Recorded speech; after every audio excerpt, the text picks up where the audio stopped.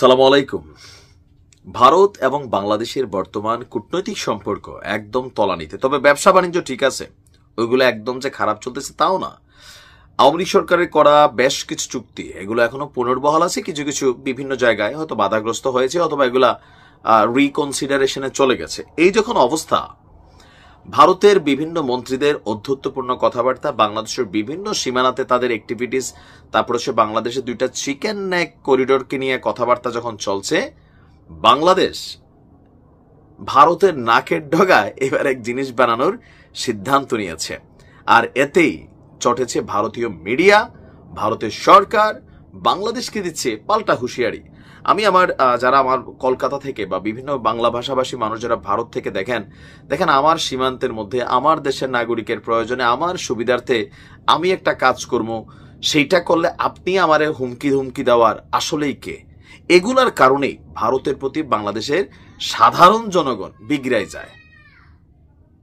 প্রেক্ষাপট হচ্ছে, প্রয়োজনের নিরিখে বাংলাদেশে অনেকগুলো এয়ারপোর্ট করা দরকার এবং যেগুলো বন্ধ হয়ে গেছে চালু করা দরকার। তো আমি কুমিল্লার ছেলে হিসেবে আমাদের কুমিল্লা যে বিমানবন্দরটা ছিল একসময় ঐতিহ্যবাহী, আমি দাবি করছি যে আমার এই বিমানবন্দরটা আবার যেন পুনরায় চালু করা হয়। যাই হোক, ইতিমধ্যে সরকারের একটা সিদ্ধান্ত হচ্ছে, লালমনিরহাট এলাকায় একটা বিমানবন্দর ছিল, তো সেই বিমানবন্দরটি নতুন করে চালু করার সিদ্ধান্ত নেওয়া হয়েছে। আর সেনা সদর থেকে একটা বক্তব্য আসছে যে দেশের স্বার্থেই এই বিমানবন্দরটি চালুর সিদ্ধান্ত হয়েছে বলে জানানো হয়েছে।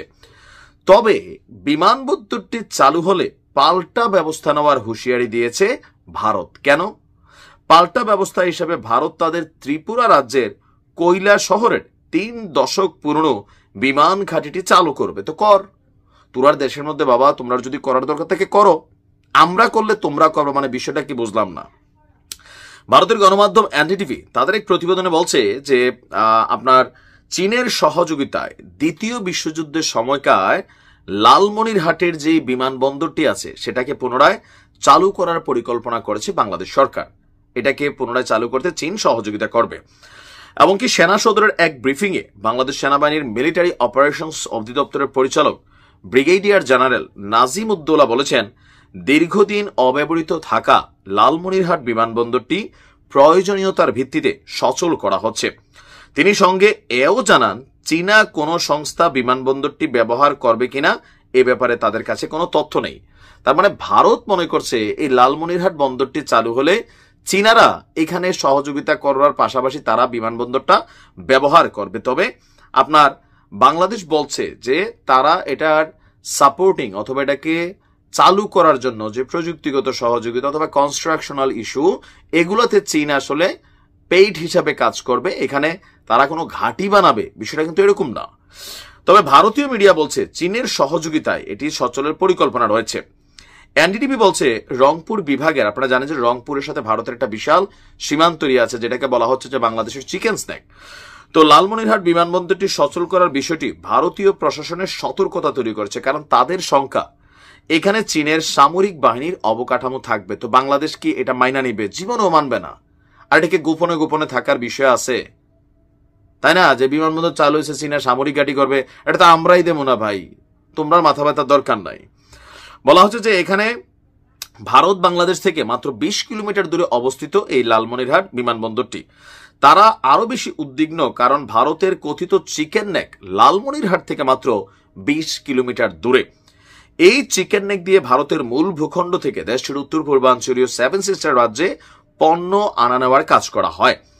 ভারত বলছে যদি চীনের সহযোগিতা বাংলাদেশ এটাকে সচল করে, চীন তাদের সামরিক যুদ্ধ সরঞ্জাম, যুদ্ধ বিমান, রাডার, নজরদারির সরঞ্জাম সহ বিভিন্ন কিছু রাখতে পারে বলে ভারত ধারণা করছে। আর এই কারণে এই উপস্থিতির কারণে ভারত ত্রিপুরার 3 দশক পুরনো তাদের যে বিমান ঘাঁটিটি আছে সেটি চালু করবে, যদিও এটি বেসামরিক কাজের জন্য চালু হবে। আর আমাদের বাংলাদেশের যে বিষয়টা আমরা বর্তমানে সরকারের পক্ষ থেকে জানছি, এটা হচ্ছে আপনার আমাদের সেনা সদরের যদি কোনো কাজে লাগে করবে। চীনারা এখানে আর্মির ঘাঁটি গাড়বে, বাংলাদেশের কোনো জনগণ জীবনও এটা মাইনা নিবে না। কোনো সরকার যদি এই সিদ্ধান্ত নেয়, সে সরকারের পতন ঘটায় দিবে বাংলাদেশের মানুষ। আমাদের যা আছে ভাই তাই নিয়ে আমরা লড়বো, কিন্তু কোনো বিদেশি শক্তির ভাড়াটিয়া শক্তি, এবার আমেরিকা হোক, চীন হোক, বক্কট্টু হোক, এগুলো বাংলাদেশের মানুষ মানবে না। আমরা আমাদের সেনাবাহিনীর প্রয়োজনে হোক, জনগণের প্রয়োজনে হোক, আমাদের দরকার লাগলে 10টা বিমান ঘাঁটি আমরা আরো করব। এটাতে ভারতের নাক গলানোর কোনো সুযোগ নেই। ভারত 2 লাইন বেশি চিন্তা করে বরাবর ইদানিং। ভালো থাকুন।